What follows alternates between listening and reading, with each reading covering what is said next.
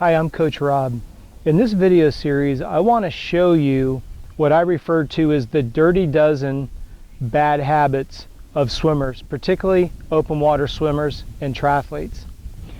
Before I go any further, if you want to look into the description box, you're going to see a video link for each one of these bad habits and a video link on some skills and drills that you can do to correct them.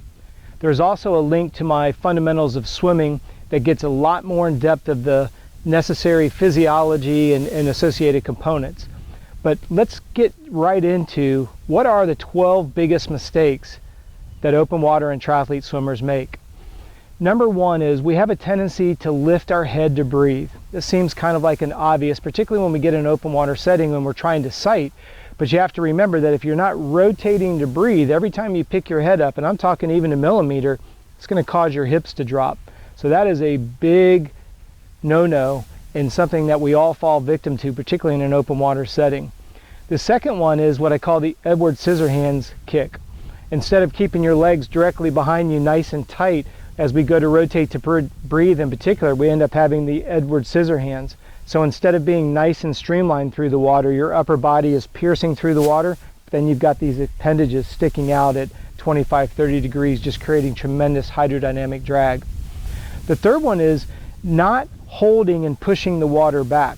So for example, if you're catching and you've got a nice catch phase, you get here and then you pull your hand out too early, you're forgetting to push that and hold that water all the way through back to your thigh.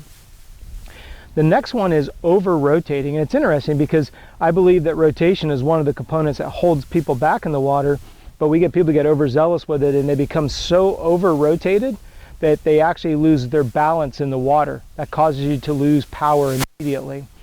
The next one is not leveraging the water. I said earlier that your idea is to try to get a good catch. Well, obviously we're not worried about where you're pulling your hand out unless you are actually grabbing and leveraging the water. So you need to pay attention to that. The other thing is when we go into rotation, it gets a little bit confusing to the brain because we're grabbing in front of us, almost like you're grabbing a rope and trying to pull forward, but yet we're adding a rotational component to it. And that leads to the next problem, and that is when you start to rotate and pull your arm under the water, you have a tendency to push your hand to the side instead of holding the water and pulling it straight back. That's why I say visualize grabbing a rope and pulling it back. You're grabbing the water and you're pulling it back. The problem is when you add rotation, our palms have a tendency to follow, and all of a sudden we're pushing to the side. That causes us to zigzag.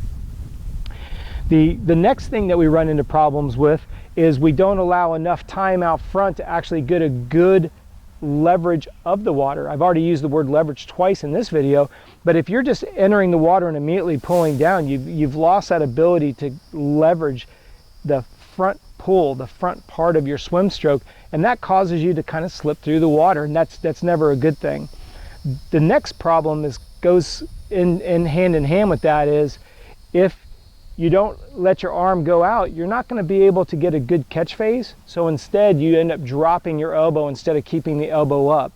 The easiest illustration I can give you is if you're sitting on the side of the pool and you go to get out, nobody would try to get out of the pool with their arms straight, but yet when we're swimming and we just slam our arms straight through there, well, think about it. When you go to get out of the pool, you go to 90 degrees to push yourself up. Visualize the same thing. We've got to keep the elbow up and pull ourselves forward. The next one I want you to think about is when we start to do the rotation, remember how I said earlier our palm has a tendency to follow? Well, when we go to push the water, what we inevitably do is end up crossing our midline.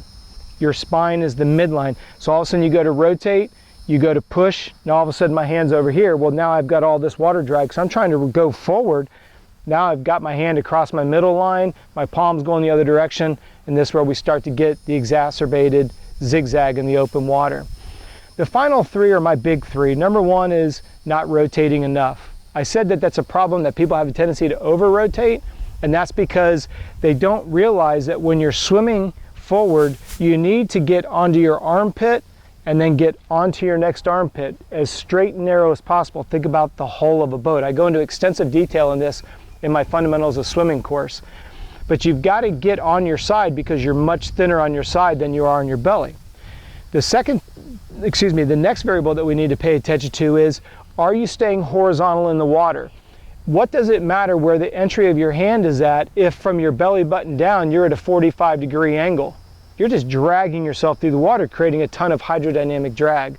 So we want to get horizontal in the water.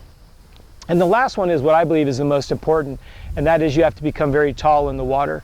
The taller you are in the water, you get more of what I call the torpedo effect. Again, I go extensively through this in my Fundamentals of Swimming course, but for the sake of this video, what I want you to understand is, if you're not tall, how are you supposed to do the things that we just talked about? How are you supposed to rotate and get a nice front catch? How are you supposed to get a nice high elbow if you're swimming like this instead of swimming like this? Now, getting into arm turnover and stuff like that is beyond the scope of this video, but please understand, if you'll address these 12 dirty dozen items, you will definitely improve your ability to swim fast, swim efficient, and increase your endurance immediately. Like I said, there's lots of links in the description box for each one of these dirty dozen items. I encourage you to look at each one of those. If you like the video, please do me a sincere favor, give it a thumbs up. If you want more videos like this, subscribe. Just remember to turn on notifications both in YouTube as well as on your phone. And as always, thanks for watching.